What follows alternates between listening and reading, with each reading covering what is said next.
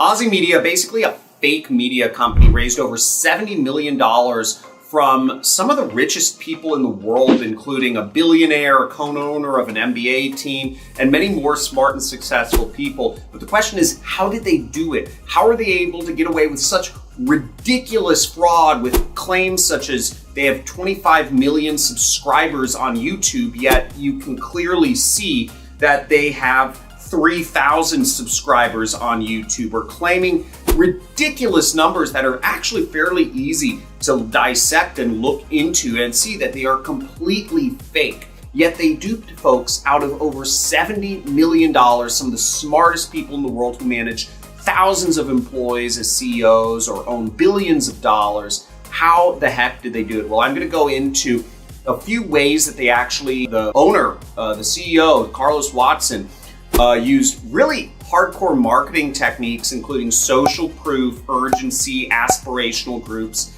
and associative groups to really make this happen. The first tactic Carlos Watson, the owner of Ozy Media, used is called aspirational groups. And when you're working in an industry such as selling investments, or in my case, I'm basically selling a career. I'm teaching folks how to start their own online businesses, doing what I've done, which is affiliate marketing, or any of these things, real estate investments, is that you're selling a dream. You're selling an aspiration. You want to be a part of this group of millionaires or billionaires or passive income digital nomads. And Carlos Watson did this expertly.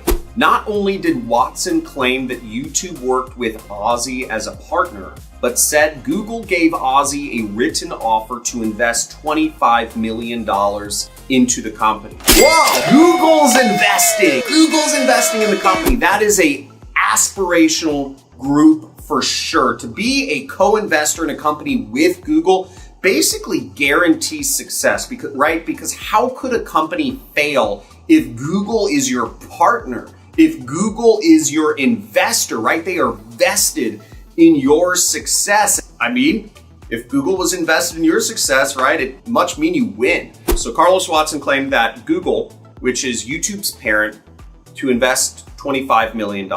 I don't think they would do that if they thought there was something fraud or wrong. Of course they wouldn't. All of his claims about how many views his YouTube channel gets or how many visits he's claiming his website gets, he's claiming 50 million visits to his website when they're getting less than 3 million. You just Google search it and it's easy to find out. But Carlos is just up in the ante, and he's seen, well, Google knows our numbers and they're cool with everything, right? So even if your little internet searches don't work out, we got Google, big boy Google behind us. Absolutely ridiculous. What's even more ridiculous about this is that this company was able to raise over $70 million for a company that adds no value to the world, that doesn't even produce media that anybody watches, and they're able to dupe all these insanely rich people behind it. It's a really interesting story. Now, the second thing that Carlos Watson really used to his advantage is what's called associative groups, which is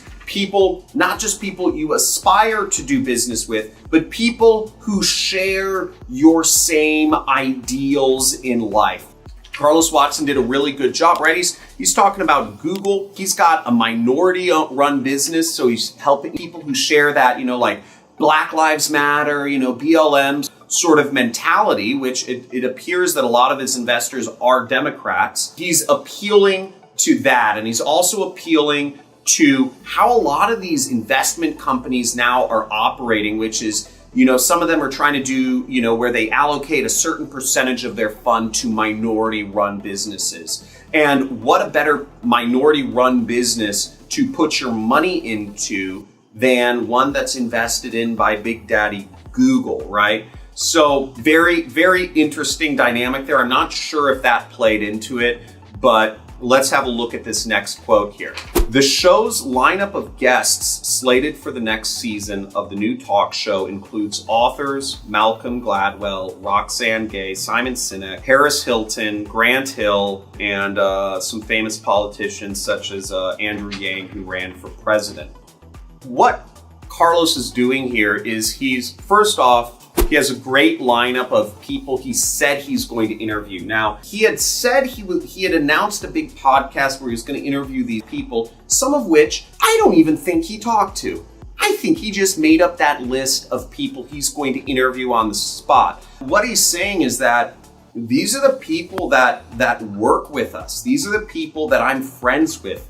And he's also setting the stage for the next and the most powerful form of marketing that there is, which is the reason why I don't believe any of these investors did their due diligence.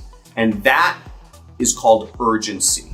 Even with all these blown up numbers and these false claims about Google being a co-investor and all this stuff, you would think that if a company or an individual is putting down a couple $1 million of their own money to invest in the success of Aussie media, to just invest in anything, that there would be a lot of due diligence. I do a lot of due diligence if I'm going to invest a couple $1,000s into something. But in this case, you're talking about professional investors, professional investment firms, professional angel investors, all this sort of stuff, and they all got duped. How do they all get duped? How do they all fail to do due diligence? And it's because they use the most powerful marketing technique, which is called urgency.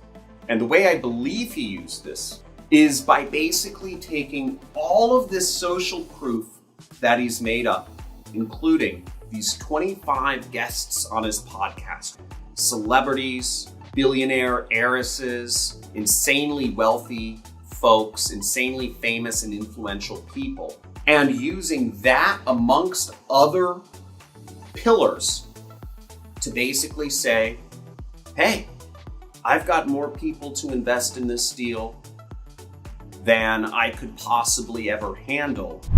I need your money now, this week, or else we can't do the deal. And if you need to do due diligence, well, we just don't have the time for that because we are closing this week. Something along those lines. And what's interesting about this is that a lot of how investment works in all of these kind of like venture capital companies, Y Combinator, Y Combinator companies demand millions of dollars for companies with no revenue. This whole investment industry is really based around, and there's a playbook for, the creating urgency in getting the investment money in. And it's very insidious. But let me read a quote from Quora where some technology guy answers, how do you create urgency for raising investment? I have a track record and relationships with venture capital investment firms. So my second time around was quite fast. He's talking about raising money there. That his second time raising money from professional investors was very fast. I decided I wasn't going to shop mine around after having learned the hard way the first time. What he means is shop mine around is he's talking about he wasn't going to actively go out and sell the investment opportunity into the company he was raising millions of dollars for. And he said, having learned the hard way the first time around. So obviously he had a bad experience trying to sell his investment opportunity. Yet word got out, and I had 5 term sheets being put together in about 3 weeks. This is called utter BS, folks. He said, yet word got out. Word doesn't just get out that you're raising money for yourself, right? He told people, okay? He told lots of people. Essentially, he told people that he was raising money, but they couldn't get into it. People don't want to be sold. Okay, they don't want to be sold an investment opportunity. They want to buy it. They want to pursue it. Because if something is pursuing you, it's probably not worthwhile. That's human psychology.